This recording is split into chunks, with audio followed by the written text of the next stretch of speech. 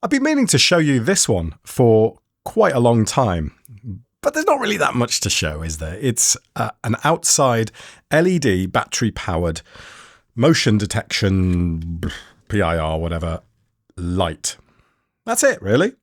Standard stuff. But I have now used this for over a year, so I think I'm fairly well placed to give you an honest review. Just going into a little bit more detail about what it is. Well, you've got a few controls on the bottom of duration, so you can set different duration of how long the light stays on, between 15 seconds, 30 seconds, and 60 seconds there on the bottom. And then you've got sensitivity, low to high of the PIR side of things. And then you've got two modes. You've got low brightness and high brightness.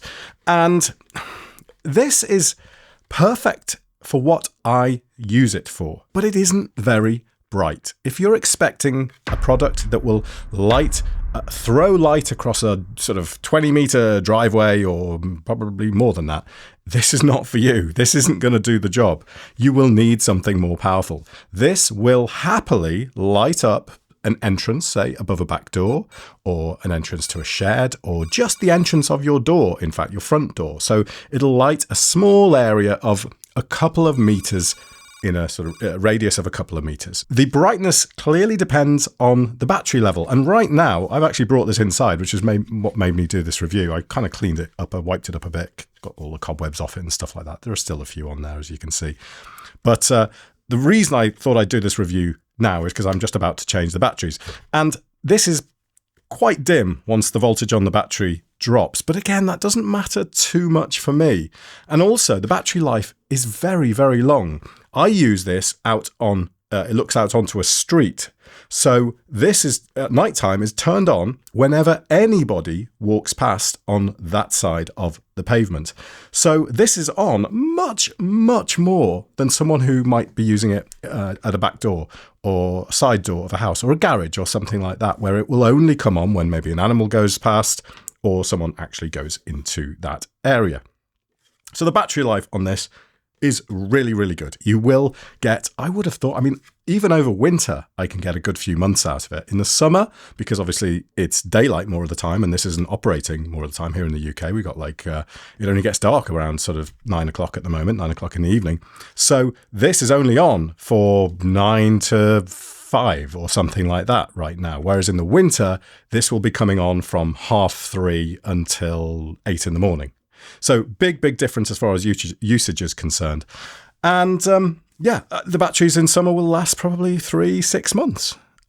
So I can imagine that outside your house, the battery will last like a year, even at a fairly decent voltage. So anyway, let's just take it apart. Not take it apart. I don't want to take it apart. There you go. You can see it come on there. It's not, see what I mean? This is full brightness.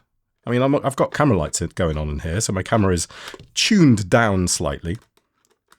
But batteries are replaced very, very simply. Just take it off its little stand that comes on the wall, and it's got a nice little water sealed bit there, which is still working by the look of things, because these batteries are still in good shape. And it takes 3 D cells. So you would expect a reasonable amount of life out of those, because D cells hold a good amount of power. So let's just change these out quickly. I really just want to change them so you can see the difference in brightness once the new cells are in. I mean, probably won't get a terribly good idea again on camera, but you might be able to tell the difference. We'll see. Quite satisfying when you put that back in. It's quite satisfying. It sort of just feels snug, which is really good. You do feel like the watertight side of things works, and it does, because this has had torrential rain on it, and it's had no issues with it whatsoever. And that's why I feel like this review is valid, because I've used it for over a year and it's been fine through all seasons. For those of you wondering, this is just a little bit of black masking tape here, not masking tape, whatever you call it, insulation tape, that's it, isn't it? This is on here purely to block off some of this, because it's a little bit sensitive, actually. I was finding that it was turning on with people walking past, cars driving past, people walking past on the other side of the street. So maybe 10 meters away, a bit too much for my liking, even though I've got the sensitivity right down on low. So you can just add a little bit of tape to this, and it just kind of tweaks the area that it looks at. And as a result, you can it's not a perfect science by any means, but you can certainly get an improved result by doing something like that. And again, this tape's been on for a year. It's starting to peel off a little bit, but it still does the job I need it to do. All right, so let's power it up. Oh, there we go. So that turns it on now. Yeah, so you can see how much brighter that is, right? I'll just let it do its thing. Usually goes off right now, so now I can cycle through. So now we can see there's low brightness and there's high brightness. Low brightness, high brightness. So I just want to explain to you why this works for me.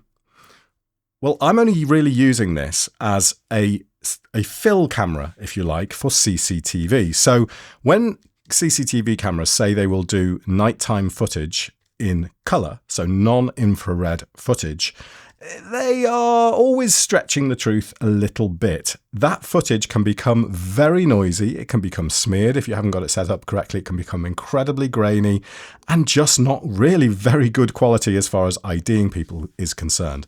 However, when people walk past, if you get your camera set up right, when people walk past and this just kicks in, and you get a little bit of fill on the faces. So you might have a street light up. In our case, we've got a street light up one side, which fills from one direction, but it means that from the other direction, they're effectively in shadow. What this does is provides fill on the faces so as to light up people just a little bit, which means at night when the camera sensitivity is bumped right up, a light that's not very bright, like this one, suddenly does its job perfectly. I'm here in the edit, and I just wanted to give you an idea of what I'm talking about here. So this is some CCTV footage, and I've had to kind of like remove certain details, zoom it in and things like that. So it doesn't look great to start with because we're quite zoomed in here. But hopefully you can see that there's a street light sort of just up here to the left. And as people walk down, if I just get this clip here, we've got someone walking down. As they walk down, you can see that the faces are completely obscured because they're backlit in that way. So what happens is the lights then come on. So remember that the cameras are the gain is really up on the cameras at this point. And the lights come on. And then at that point, we get a better ID of somebody as they're coming past. So we get get just more detail in the colors, better lighting. You can actually see a better idea of kind of what they're wearing and colors and hair color and skin color, all that sort of stuff comes out in more detail. Here's another clip. This is the milkman delivering our milk, and as he walks up, you can see that the lights turn on there, completely blowing out because of the fact he's wearing sort of high vis stuff. But as he walks away, it gives you a better idea there again that you can just get good colors from those lights, even though they're hardly lighting up the area at all compared to like his truck here and the torch he's got in his mouth. Another one here. So the lights already come on at this point, and this just shows as people walk past into that light, you can see the lights reflecting off the car here.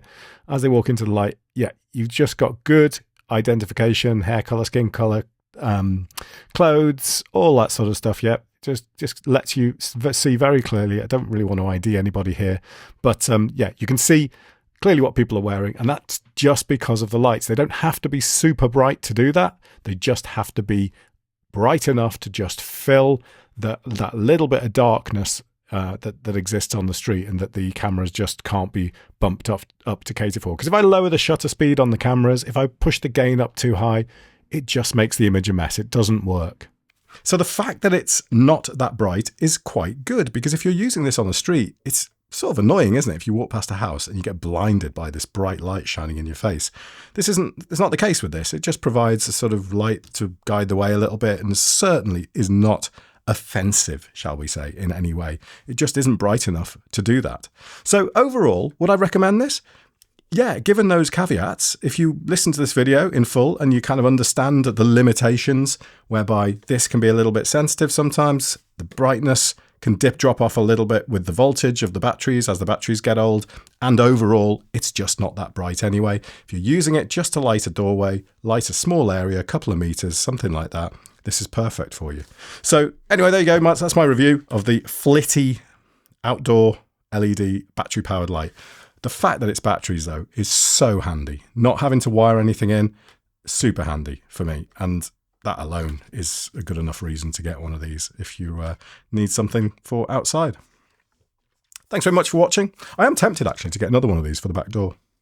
These can be angled, by the way. These can be angled in sort of any, it's kind of a rotational thing, so you can rotate them around.